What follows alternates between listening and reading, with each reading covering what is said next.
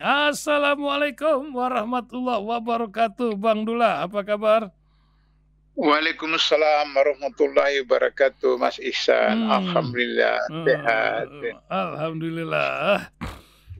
Bang Ya, Dula, ini sandiwara ini tambah lucu lagi. Kadang kita nih ada orang yang bisa fokus pada satu masalah, ada orang yang bisa apa ya namanya itu bervariasi lah melihat masalah. Kita ini disodorkan tiap bulan ada saja. Belum beres urusan pagar makan lautan, ditutup dengan kisah Arsin kepala desa Kohot yang akan membayar denda 48 miliar apa berapa kalau tidak salah. Akankah itu menjadi cerita akan tertutup dengan kisah dari bertriliun-triliun? Dulu kalau 1-2 miliar aja sudah kaget, kita sekarang ratusan triliun cing. Innalillah, urusan Pertamina. Akankah ini terungkap di pengadilan? Biasanya kisahnya akan lain. Dibilang lagi 1 kuadriliun, baru lagi nih angka.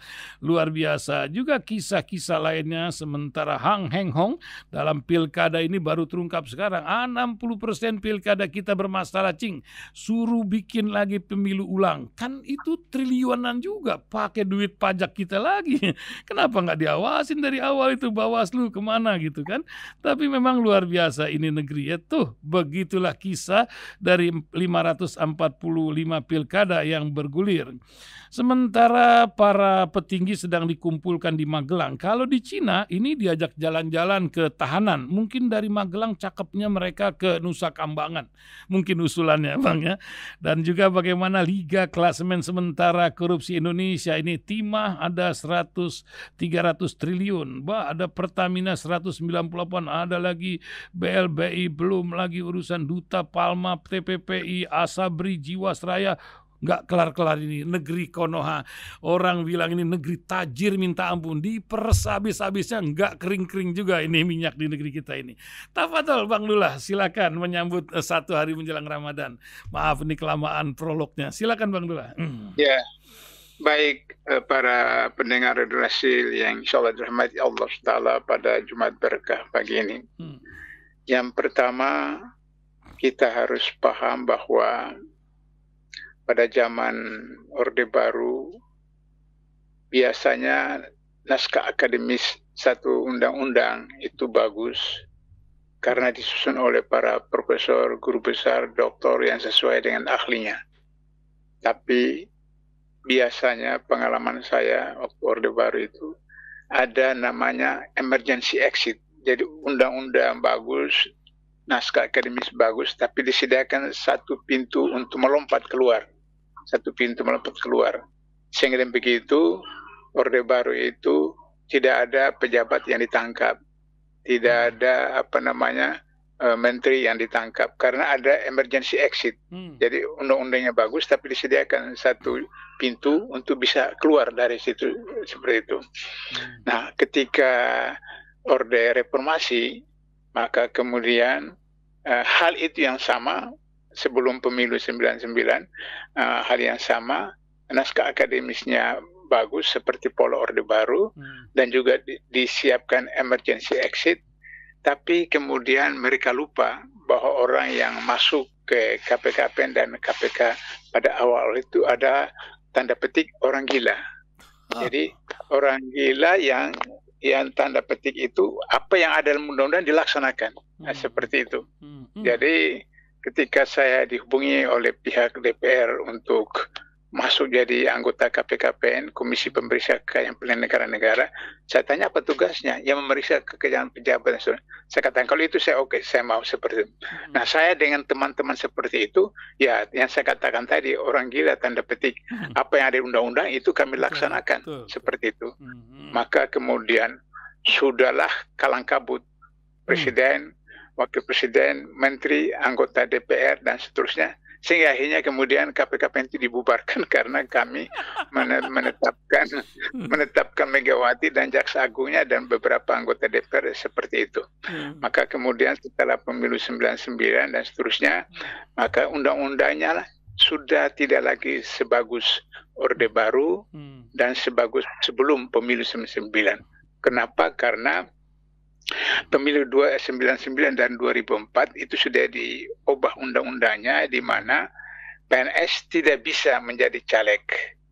Sehingga dengan begitu, maka profesor doktor yang dosen di universitas negeri itu tidak bisa jadi anggota DPR. Maka kemudian naskah akademik itu sangat tidak bagus. Hampir semua undang-undang pada zaman reformasi dibawa ke MK. Karena tidak disusun oleh mereka yang pakar di bidangnya. Karena ASN yang profesor doktor tidak bisa jadi caleg seperti itu. Sementara data-data di KPK menunjukkan dari 580 anggota DPR periode yang kemarin, itu hampir 50% adalah pengusaha, sehingga orientasinya pengusaha. Nah, oleh karena itu, maka di sini selalu ada cara untuk mereka melepaskan diri seperti itu. Nah, berkaitan dengan PIK 2 di sana, maka kemudian pada waktu Jumat lalu kita diskusi, saya katakan bahwa dalam kasus-kasus korupsi selalu ada yang menjadi tumbal. Bagaimana seorang kepala desa di Tangerang itu bisa melakukan proyek buat pagar, buat ini, dan kemudian ribuan hektar, sekian puluh kilo, 30 kilo lebih dari Banten sampai dekat dengan Serang di sana itu, sedangkan di atas kepala desa itu ada camat, di atas camat ada bupati, ada wali kota, dan di atasnya ada menteri dan seterusnya. Itu adalah mustahil, tidak logik. Jadi kalau misalnya Kejaksaan Agung mengatakan atau Mabes Polri mengatakan dari sekian ratus orang yang diperiksa tidak ada yang menyebutkan aguan. Ini goblok banget seperti itu. Tidak sebut aguan terus dianggap bahwa aguan itu bukan terlibat atas mesum. Bagaimana seperti itu? Lantas kemudian dibuatlah skenario seakan-akan perdata, sehingga kemudian nanti kepala desa itu harus bayar 45 M. Saya yakin dia akan bayar karena bukan uang dia, uang aguan, uang seperti itu. Kalau berat seperti itu 45 itu. Padahal ini bukan kasus perdata, ini kasus pidana, kasus pidana. Sehingga dengan begitu maka harus diproses di pengadilan. Kasus pidana akan melanggar undang-undang lingkungan hidup. Kemudian melibatkan kepala desa, melibatkan camat, melibatkan bupati dan seterusnya. Kalau memang kepala desa dan camat bukan kewenangan KPK, tapi kalau bupati, gubernur, menteri, itu kewenangan KPK. Sehingga itu pidana, bukan perdata seperti itu. Nah, sehingga dengan begitu maka nanti terjadi tumbal. Lantas kemudian untuk mengalihkan, saya sudah katakan beberapa waktu yang lalu, selalu ada teori-teori mengalihkan isu. Di Taktikran saya pernah belajar ilmu intelijen dulu, jadi saya bisa memahami itu. Tiba-tiba dulu ada kasus timah, tiba-tiba sekarang ada kasus Pertamina. Nah, jadi ini kan tidak sedikit. 1 tahun 200 triliun. Selama 5 tahun. 5 tahun berarti 1000 triliun.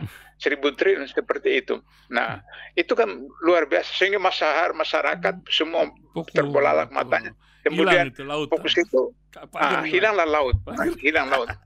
Padahal kalau Pertamina ini mungkin sukar untuk dihubungkan ke Jokowi misalnya.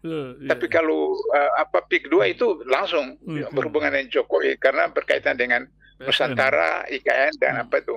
Sehingga dengan ahli ke sana itu orang akan serius langsung ditetapkan 7 orang tersangka. Sementara yang PIK 2 kepala desa yang juga bukan pidana tapi perdata seperti itu. Jadi ini problem serius sehingga akhirnya kemudian masyarakat akan terbuai, teralihkan, apalagi masuk Ramadan. Kenapa diambil menjelang Ramadan? Karena orang berpikir Ramadan itu kita tidak boleh marah, kita tidak boleh benci, kita tidak boleh bla bla bla bla seperti itu. Padahal seperti saya katakan Jumat yang lalu bahwa Perang Badar itu justru bulan Ramadan. Perang Badar itu justru Ramadan, dan karena Ramadan itulah maka umat Islam menang mengalahkan kaum Quraisy yang 1000 orang, para sahabat cuma 313 orang. Nah, jadi oleh karena ini juga proses pembodohan kepada masyarakat, khususnya para pendengar radio Rasil, untuk jangan kemudian terbuai dengan permainan-permainan intelijen seperti itu. Itu persoalan PIK 2 dengan Pertamina. Sebenarnya Mas Ihsan, Pertamina bukan baru sekarang. Waktu zaman Orde Baru, saya masih kuliah waktu itu saya diberitahu sama salah seorang yang aktif di pemerintah mengatakan minyak kita itu 50% bocor. 50% bocor. Itu zaman Orde Baru.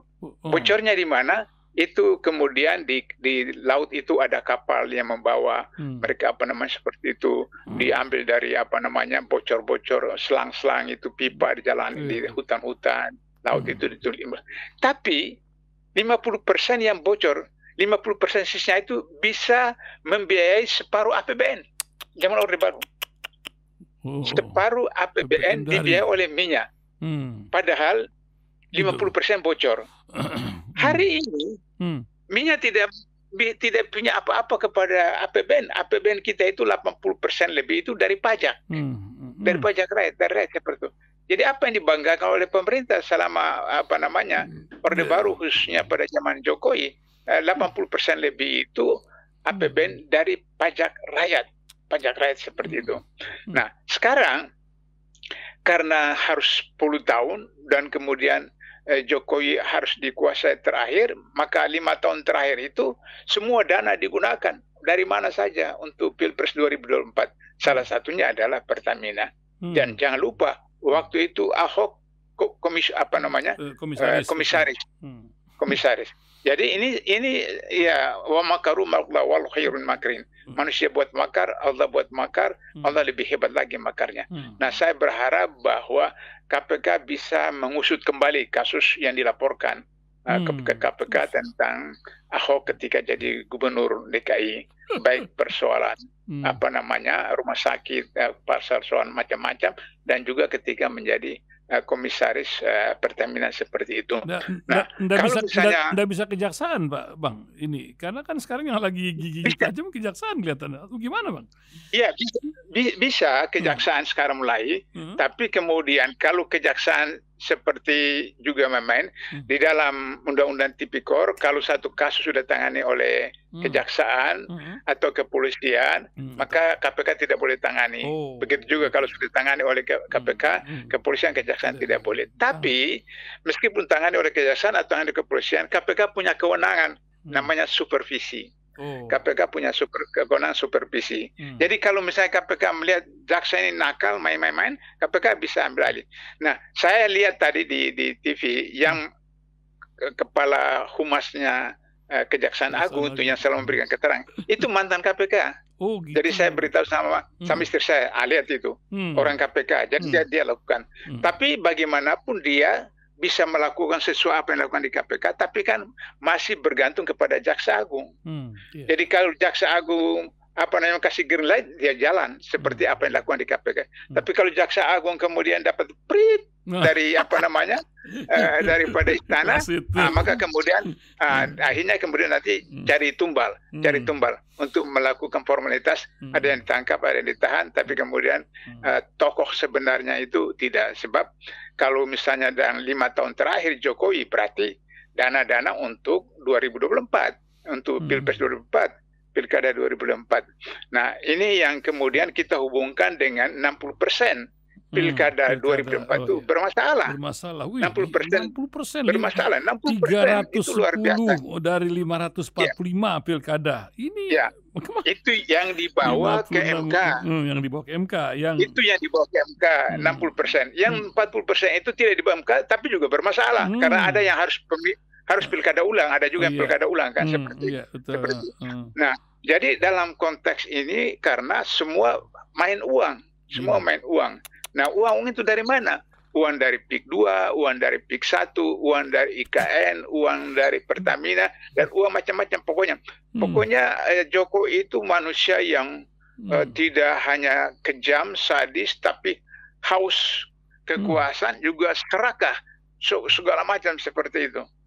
Sehingga dengan begitu, maka kemudian kalau misalnya Prabowo berani untuk mengganti Kapolri dan berani untuk mengganti Jaksa Agung, maka kemudian bisa teman-teman yang di kejaksaan ini bisa koordinasi dengan KPK sehingga bisa kemudian sampai kepada otak yang sebenarnya, apakah itu Ahok, apakah itu Jokowi, apakah itu konglomerat yang lain.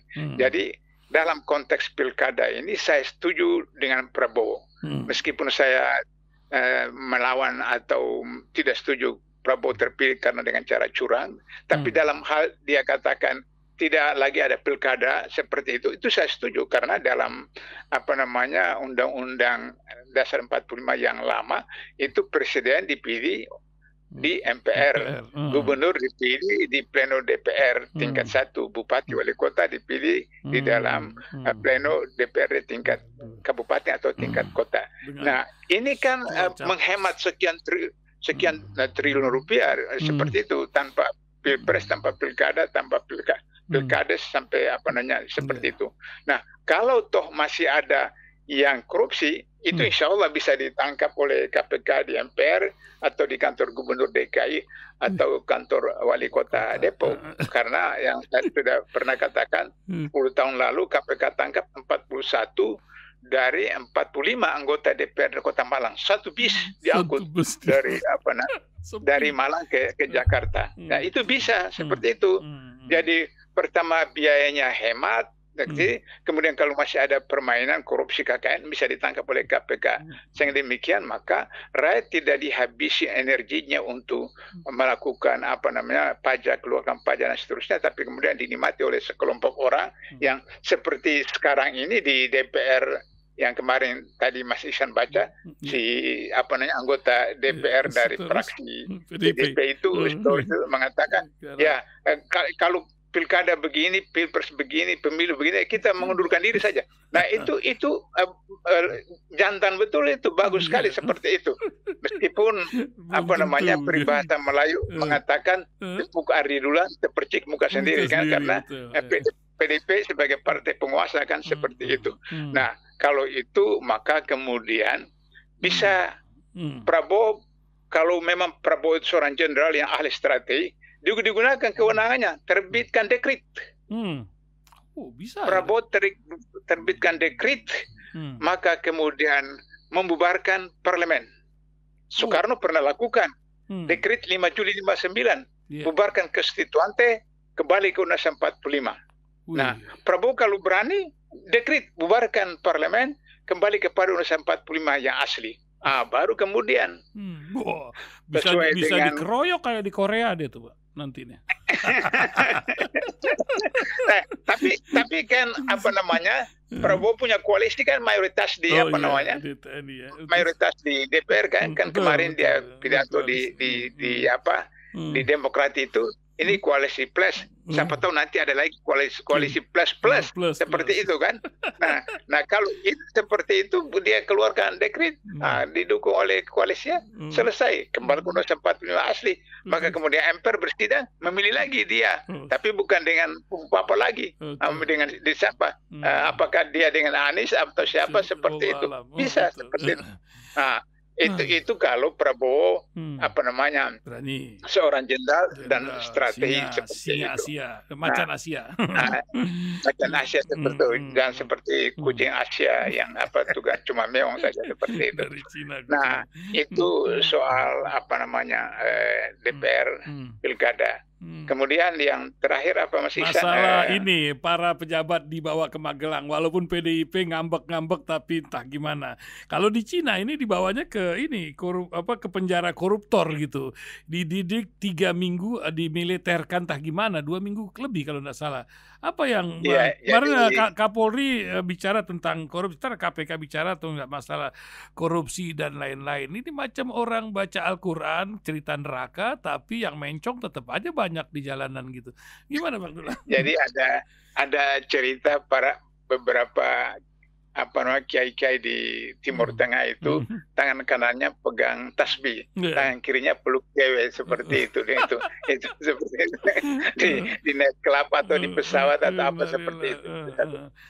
Yang kedua, saya minta maaf kepada pendengar yang ibu-ibu. Saya tidak benci kepada ibu-ibu karena saya lahir dari seorang ibu, saya laki-laki normal, punya istri seorang perempuan, dan juga saya punya anak perempuan. Tiga-tiganya saya cintai, tapi saya mau menempatkan pada posisi yang sebenarnya menurut Islam.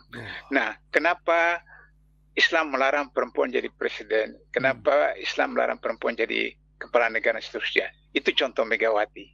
Megawati itu dendamnya itu 7 turunan seperti itu.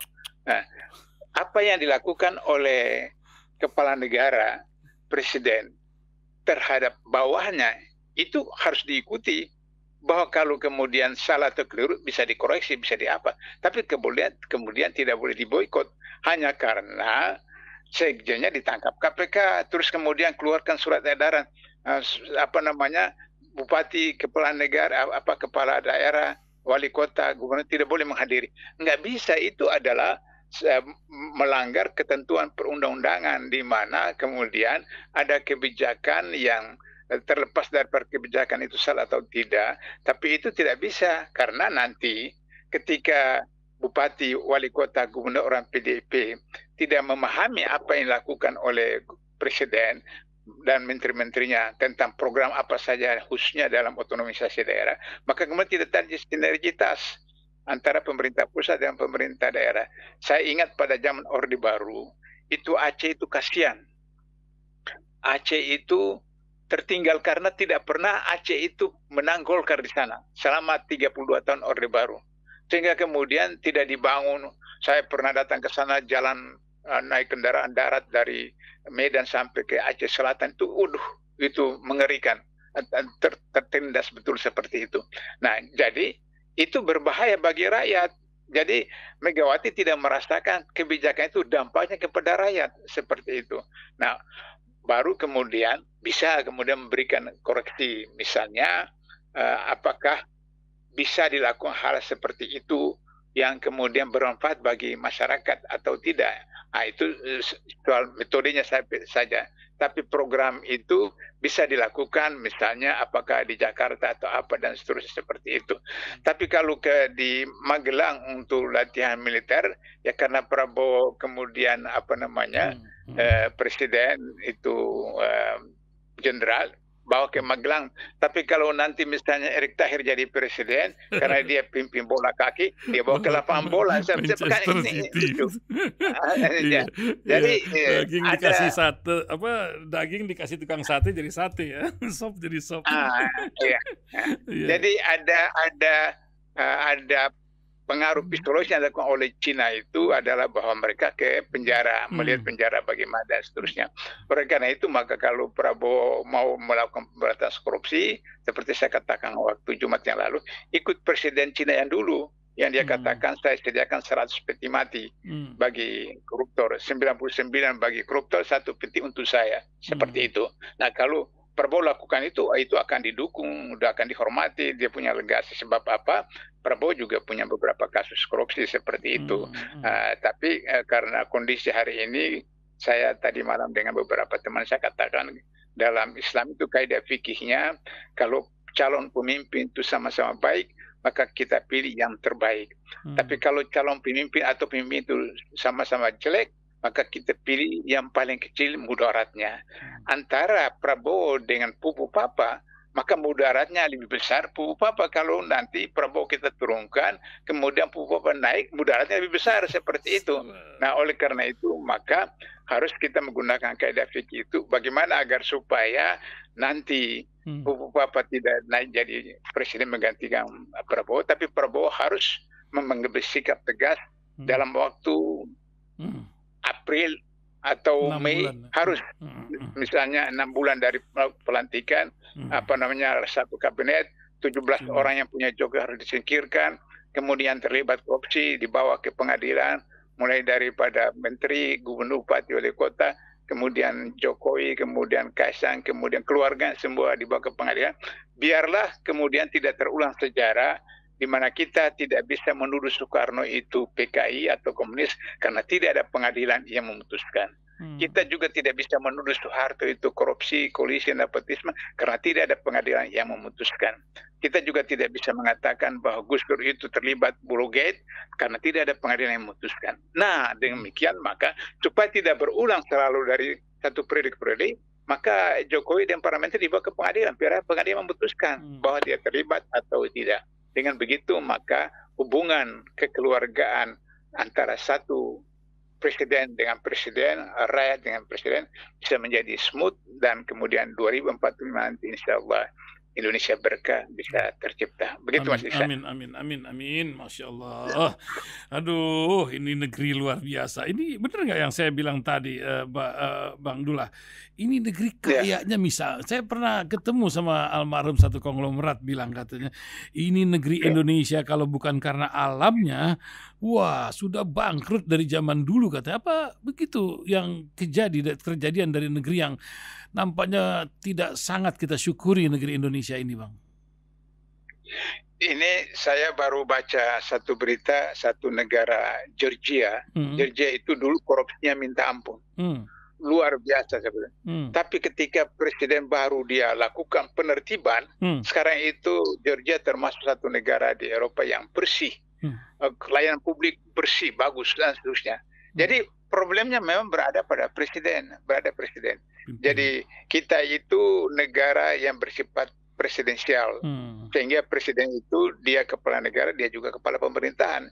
Jadi dalam masyarakat agraris itu, masyarakat cenderung mengikuti pimpinannya. Jadi kalau presiden sebagai kepala negara, sebagai pemerintahan, kemudian melakukan penertiban dengan dia sendiri sebagai teladan, maka insya Allah itu bisa ikut. Itu satu. Yang kedua, Mas Ihsan, saya sudah sering mengatakan itu, kalau misalnya dicari di dunia ini negara yang paling sejahtera, seharusnya itu adalah Indonesia. Masya Allah. Kenapa? Karena hutan kita itu hutan tropis ketiga di dunia dan sumber daya alamnya di hutan itu luar biasa.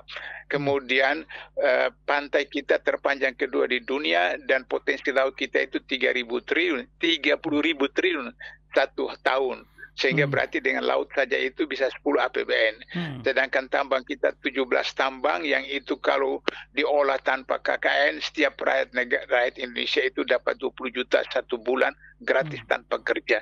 Jadi bagaimana kita tidak bisa sejahtera? Bagaimana kita tidak bisa makmur kalau misalnya pemerintahnya seperti sekarang, katakanlah 200 triliun oleh Pertamina, kemudian 300 triliun untuk Timah, dan kemudian yang lain-lain seperti itu. Nah, padahal saya biasa katakan orang Arab kalau datang ke Indonesia itu kan mereka jannah. Karena di Arab tidak ada sungai, di Arab tidak ada daun, sementara Quran itu selalu mengatakan di surga itu mengalir sungai-sungai yang mendatangkan bermacam-macam nikmat, buah-buahnya luar biasa. Mau makan apa saja buah itu datang dan seterusnya seperti itu. Jadi berarti kembali kepada kepala negara, kepada presiden, tapi bagaimanapun rakyat itu juga yang punya hak, rakyat itu juga punya kewajiban untuk bisa melaksanakan tugas masing-masing, sehingga kemudian ketika presiden, gubernur, menteri, wali kota, bupati, DPRD salah, rakyat harus menegur, rakyat harus berpartisipasi sehingga tidak berlaku apa yang disebutkan ketika musibah datang. Bukan hanya orang jahat yang kena, orang baik juga kena. Jadi kalau banjir itu kita juga kena seperti itu. Begitu Mas Ihsan. Oke, Bang Dullah nampaknya nggak lengkap karena beberapa jam lagi kita akan masuk Ramadan. Ingatan Bang Dullah di tengah Hang Heng Hong, sandiwara dunia yang luar biasa. Bukan hanya Indonesia, dunia sedang mengalami sakit nampaknya di berbagai tempat. Nasihat seorang senior citizen dari Republik ini. Tafadhol Bang Abdullah ya. Iya,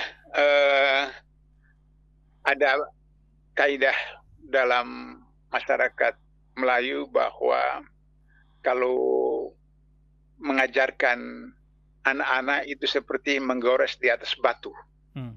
Kalau mengajar orang dewasa itu seperti menggaris di atas pasir pantai. Jadi kalau garis pasir pantai, datang ombak, hilang itu pasir.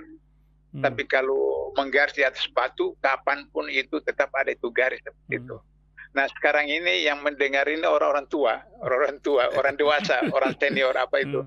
Jadi seperti pasir di atas garis di atas pasir, datang ombak situ. Maka karena itu maka kemudian kita harus lakukan terus hingga kemudian hilang datang lagi. Nah dalam konteks itu maka saya mengulangi yang kemarin Jumat lalu itu, bahwa surat Al-Baqarah 183 yang selalu disampaikan oleh Ustaz-Ustazah dari duat mubalik itu adalah perintah kepada orang yang beriman. Ya ayyuhallazina amanu kutiba lakumusyaum kama kutiba alal ladzina min qablikum la'allakum tattaqun. Jadi pertama orang beriman. Ini satu hari terakhir ini Bapak Ibu pendengar, tolong perbaiki iman, yakinkan kita bahwa kita beriman, yaitu mempercayai Allah, mempercayai malaikat, mempercayai kitab kita, mempercayai para rasul, mempercayai hari kiamat, mempercayai qada dan qadar. Baru kemudian kita coba ikuti bagaimana saumnya Rasulullah. Faqad kana lakum fi rasul uswatun hasanah liman kana yarjullah wal yawmil akhir wa dzakara katsira. Sesungguhnya pada Rasulullah itu sebaik-baik teladan bagi orang yang beriman, mempercayai Allah, mempercayai hari akhirat, dan selalu ingat Allah 24 hours. Nah, oleh karena itu, maka kemudian jika kita ikuti apa yang dilakukan oleh Rasulullah, saumnya, jadi mentahirkan sahur, kemudian menyegerakan buka, kemudian ingat sholatnya. Ada orang yang saum tidak sholat, padahal tidak bisa. Karena kata akhir daripada ayat itu, la'allakum tattaqun. La'allakum tattaqun artinya semoga, mudah-mudahan, agar. Jadi tidak mutlak, tidak mutlak takwa. Sebab itu kata Rasulullah, mereka saum, mereka puasa, tapi tidak ada yang mereka peroleh kecuali lapar dan dahaga. Nah, karena itu maka kita ikuti, kemudian malamnya tarawih, tengah malam jam 2, jam 3 juga bangun bisa tahajud. Kemudian kita muhasabah dengan cara membaca Quran. Ada terjemahan, kita baca terjemahan, ada tafsir-tafsir, sehingga kemudian satu hari itu 5 kali kita baca. Mudah-mudahan satu hari 1 juz, berarti 30 hari 30 juz. Sehingga mudah-mudahan kita mendapat medali takwa pada 1 Syawal nanti, insya Allah. Itu barangkali Mas Ihsan pada pagi hari ini. Terima kasih Bang Abdullah Yamama pagi ini telah menemani kita di luar biasa. Semoga sehat selalu dan selalu bermanfaat untuk banyak orang. Assalamualaikum warahmatullahi wabarakatuh. Waalaikumsalam warahmatullahi wabarakatuh.